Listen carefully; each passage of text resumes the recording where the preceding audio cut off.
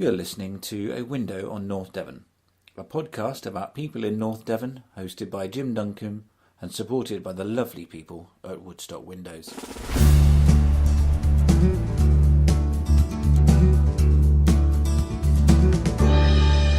Today we've come to Lynton Lynmouth to chat to Ashley Clark, who is the engineer for the Cliff Railway. I'm personally very excited about this. I've got a slight boyish excitement in me to find out a bit more. I also have a mild fascination with funiculars, so I'm very interested to find out what's happening. I want to start with a question. It's quite a tough one. Which is better, Lynton or Lynmouth? They're both equal, really. You won't split me on that because they both need each other, and both of them in turn need the railway. So they're integral to each other. Very diplomatic, I like that. I should say we're actually in the office, or the waiting room. The Cliff Railway. It's where people hang out when it rains, I assume? Well, it used to be the waiting room when the railway opened 126 years ago. This is where people used to gather, but obviously now it's used for a different purpose. The amount of people we get through now, we would never get them all in the waiting room.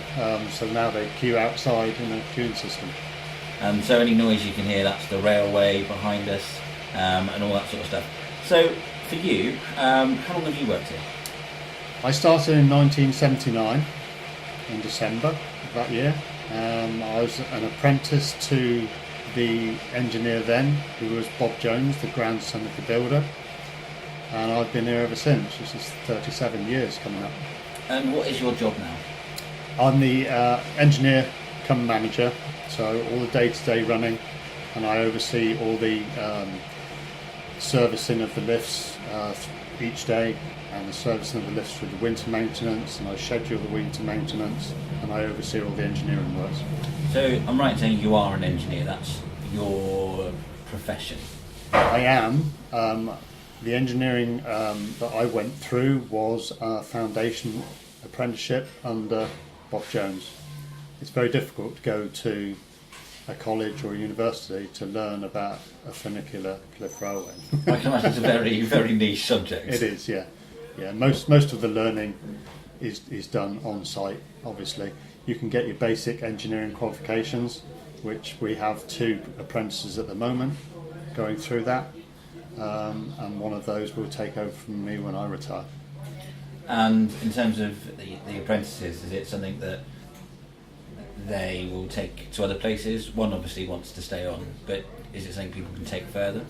It's not really, but both of our apprentices, it took a long time to find them. Both of them are local lads, and both of them want to stay and work for the Cliff Railway, which is what the company really needs. It needs continuity with their staff, really, and especially maintenance staff, because of what they learn. You can't teach somebody all about the railway in 5 minutes. It takes a long time. And for you, you became the apprentice here and you're now an engineer. Is that something that's a passion of yours, engineering, or is it just restricted to this job? No, engineering was a passion of mine. From a very young age, I was always taking things apart, putting them back together. My brother was very different. He'd take them apart and wouldn't be able to put them back together, so I'd have to. So it's always been in my blood. Good teamwork there. Yes. It's always been in my blood. And when this job came up on my doorstep as a born and bred Lyntonian, I couldn't not apply for it. I was very lucky to get it. I obviously must enjoy it because I've been here a long time. Now, from engineers or mechanics, people like that I know, they tend to have, it's normally a huge passion. Where do you get your other engineering fix around here? Is there tractor rallies or motorbikes or? I'm very involved in a classic car committee. We have a classic car show in Lynmouth every year. I've had classic cars myself for a good many years, and I like to strip those down, rebuild them. I'm presently looking for another one because I've sold my last classic car. So it's all about looking after things and restoring things. and really in the sense of the Cliff Railway, it's very much so. I mean, it's 126 years old, and it takes a lot of passion to keep it in the condition that it is. So how much has it changed since it was first built? The running of the lift is exactly the same. Some of the braking systems have been upgraded. They still work the same. The accumulator, which accumulates the pressure for the braking system, has been refined, so it works on a greater pressure. But essentially, everything is as it was when they opened it in 1890. So let's quickly explain. It's a cliff railway, and as I understand, that's called a funicular. That's to do with its steep gradient, so therefore it needs a counterweight. Is that correct? Cable hauled tramway. There's lots of definitions of funiculars. I just like using the word.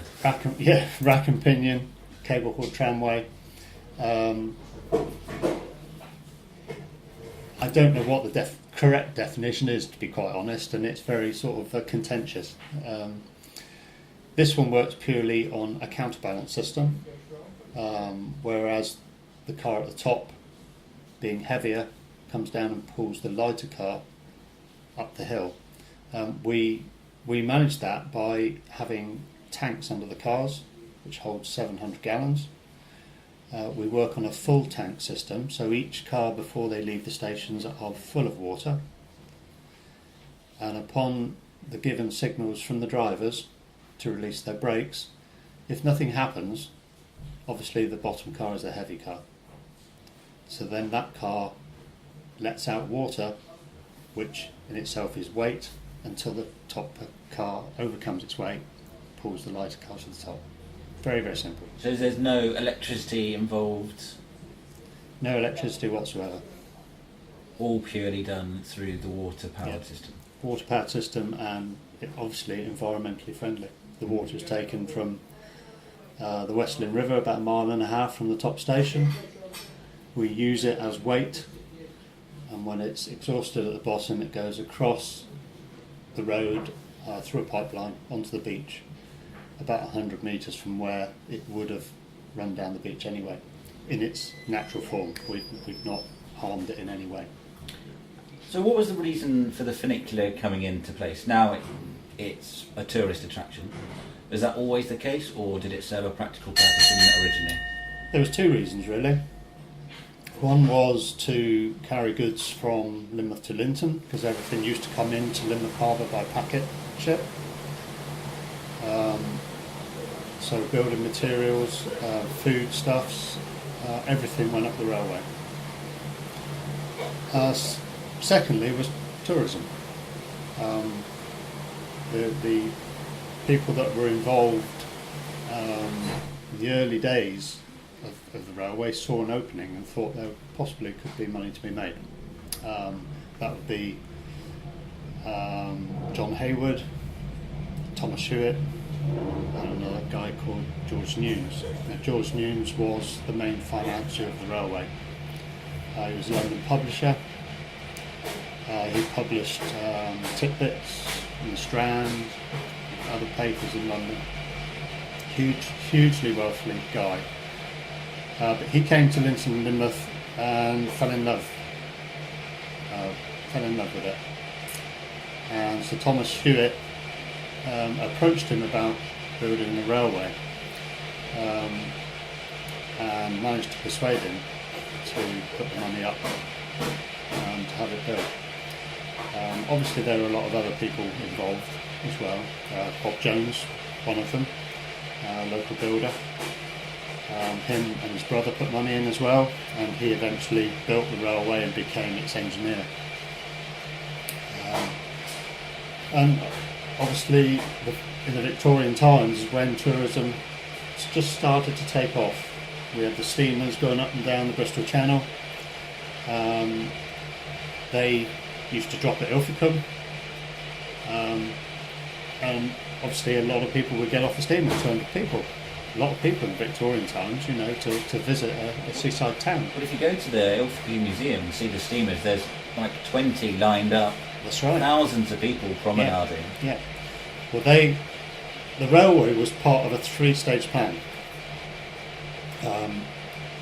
The first part was to build the esplanade, which goes all the way along. It's now a car park. It goes right to the headland, to the west of Lynmouth.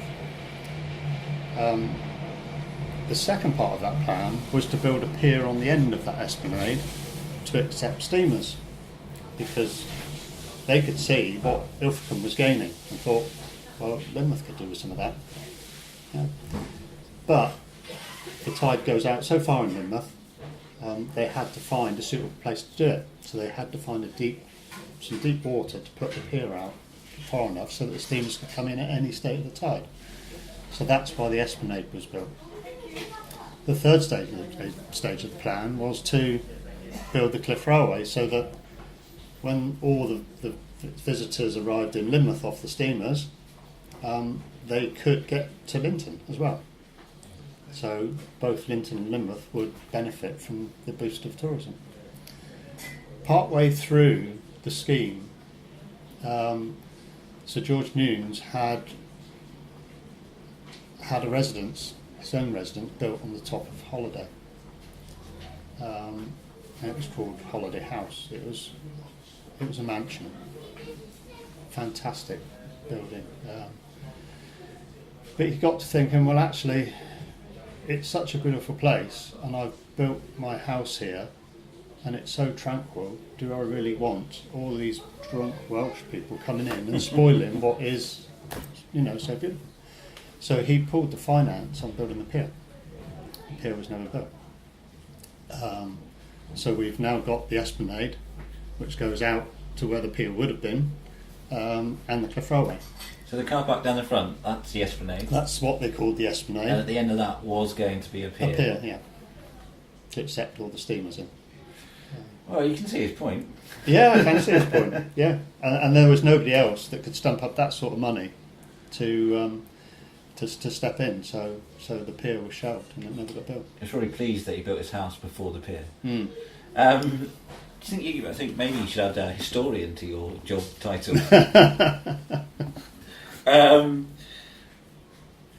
Are you personally? Are you a big fan of Cliff Railways? Is that something that are you in sort of a secret club and you go around and visit them in other parts of the world or the area? Well, this Cliff Railway is leading a group of railways which are now part of the Heritage Railway Association. Oh. One of our directors, Martin Slater, is the chairman of the Cliff Railways group. So we're sort of leading the way with regards to heritage railways. We also lead the way with regards to the health and safety executive. Very involved with those, proactive. Obviously we have to be, because health and safety is a huge part of the operation of this railway. It's still a Victorian piece of engineering. There are modern safety systems incorporated within the railway now. We still don't need electricity to run them, although they are on a daily basis, but we can turn them over to battery. So we're still quite independent of the national grid. We have more trouble with our electronic till than we do with the railway, to be quite honest. With regards to a passion for other railways, I know quite a lot of the other railways around the British Isles. I've been to visit most of them. I know a lot of the engineers that were on other railways, and we all work quite closely together. Since this group has been formed, we use each other really to find cheaper suppliers, deal with things that may come up on one railway that may come up on another one. We're quite a tight-knit community now. You said you're a proper Lyntonian, is that correct? I am, yes. You must have had quite a few memories of this before you started working on it? What do you remember about it? Well, being a Lintonian, I didn't really travel on it a lot, apart from when I was coming down to the beach. A lot of the Lynmouth children, they always used to use it to go to school. So they'd come down and jump on the railway, and the railway would take them up at 8 o'clock in the morning to catch the bus, or at 9 o'clock to take them to the local primary school. They were charged a penny at that time, and all school children going to and from school are still charged a penny. And that's been since the day the railway opened. So I didn't use the railway as much as the children in Lynmouth, really. But yeah, I do have memories, obviously, of coming down to the beach. So it's used now still as a school bus? Not so much going to school, because we don't open until 10 o'clock. There aren't the children now in Lynmouth to warrant us being open at 8 o'clock in the morning. Especially for a penny. That's right, yeah. We do a series of podcasts, and we interviewed a lot of people, and one of the questions we ask everyone is, what is their favourite part of the A361, the North Devon Link Road? Do you have a favourite bit? You probably don't use it very much. Probably the bit where you get off, actually. Yeah, that's the most popular answer. We'll leave it there. I noticed that Princess Anne came last year, was it? Yes, yeah. That must have been quite an exciting big moment for the railway, or for yourself. It was, yeah. It was a massive day, yeah. It was our 125th anniversary. She'd agreed to come open the railway up again. Yes, I spent probably half an hour with Princess Anne explaining all the history, how it worked, introducing all the staff. I was quite dry by the end of it, to be quite honest. But she's a lovely lady, really easy to talk to. She was very impressed. Really easy to talk to, yeah. Really nice lady. Have you had any other celebrities on your Cliff Railway? We have. We've had all sorts, yeah. Rod Stewart, Ronald Reagan's son, Russell Grant. I could go on and on, but where to stop, really. Rod Stewart, that's a big name. Yeah. A big name for the Cliff Railway. Yeah. Rod Stewart and Princess Anne. Very good. That's right, yeah. There seems to be a theme. I don't know if this is... Are you a member of the local Coast Guard? Is that correct? I am, yeah. Is there a theme in your life that you just you need to find things to do with cliffs? No. I've been with the Coast Guard for 10 years now. I've sort of slowly worked my way up. I'm now the station officer. It's just what I like doing. I enjoy helping people, when they're in need. Yesterday we were out all day. Well, not all day. We were out for 3 hours yesterday, helping Ilfracombe Coast Guard team. Dog had gone over a cliff yesterday. I hadn't read about that. Yeah, I mean, it's a good outcome. It's you had to rescue anyone on your own Cliff Railway? No, we haven't. No, No accidents in its 125-year history. That's a good record. It is. So a quick quiz on funiculars, just because I like it. Like, my knowledge is very limited, apart from when you speak to other people who know nothing, and wow, you know a lot. I'm like, I do. Do you know where the oldest funicular is in the world? The oldest? No, I don't. It's in Salzburg. Is it? Yeah, it's out the back of. There's two in Salzburg. There's one out the back, and it used to be used for shipping up goods. Yeah. Up to the castle at the top. Yeah. It's a bit like Trigger's broom from Only Fools and Horses there. Oh, right. There's lots of parts of it replaced. Do you know where the longest is? I would say that is Penang, isn't it? Yeah, that's correct. You do know your stuff. Shortest? Shortest would be Hastings? I'm not sure. I think it is. Now, the Millennium Bridge in London, there's a short one for disabled people. Oh, is there? All right. Yeah, for wheelchair access, etc. And it's a very small. It's only a single carriage one, so the weight is underneath. It's got a separate name, but I believe that is the shortest. And the steepest. I know it. I've been on the steepest. I would say the steepest is Hastings. Um, Hastings East. The steepest one in the world is actually in the Blue Mountains. Oh right, okay, yeah. My favourite thing about that is you can buy a T-shirt saying "I survived," which you'd be disappointed if you didn't. Yeah. Do you have a favourite cliff railway other than your own? Out of the ones I've visited, I've not visited them all in the UK. Probably Saltburn. And how does that compare? What's the difference? It's the closest one to ours. Ours is unique now. There isn't one like this now. But Saltburn is very close. They use water, but they have to recirculate their water. They have to pump it back up again, which needs power. They work on totally the opposite system to what we work on. They work on empty tanks. So they put a bit of water in the top to make it heavy to go down. Okay. Then the exhaust out, pump it back up to the top. So they have to recirculate their water. So not as environmentally friendly. Well, the old engine they've got down the bottom is the one that's been there for donkey's years, So, yeah, I guess it works. It works. That's the main thing. It works, and aesthetically, its location, it goes right down to the pier, down to the beach, and it still looks Victorian, a bit like ours. How important is the Cliff Railway to Exmoor and the local tourism? Fantastically important. We get, on average, between 400 and 450,000 people use us every year. 450,000 people? Yeah. It's a huge amount of people for a Victorian... It is, yeah. It's a huge draw to the area. I think it's very difficult to quantify whether actually they come to the area to see the Cliff Railway or they come to the area for Lynton Lynmouth. Either way, the amount of people that come through, it's obviously a massive impact on the economy of the area, not just Lynton Lynmouth but Exmoor as well.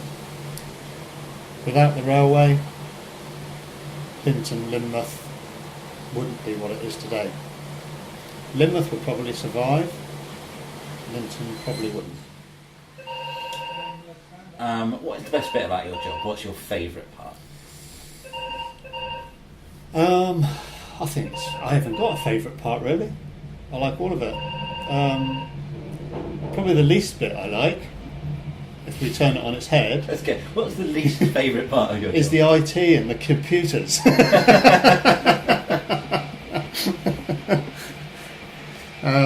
Like I said before, we got a touchscreen Tilletter now because we need it fast for the amount of people we put through.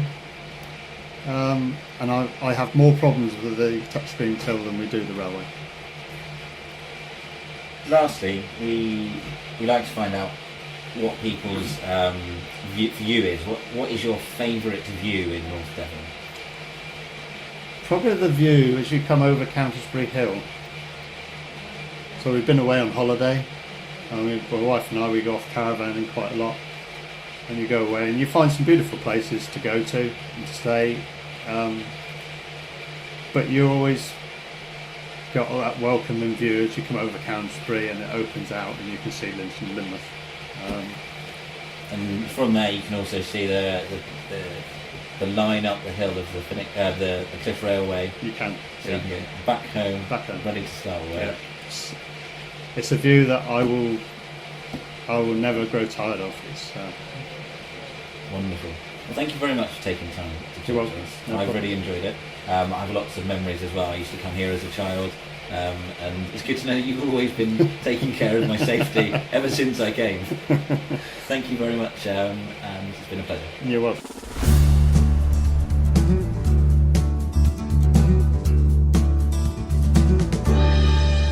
You have been listening to A Window on North Devon.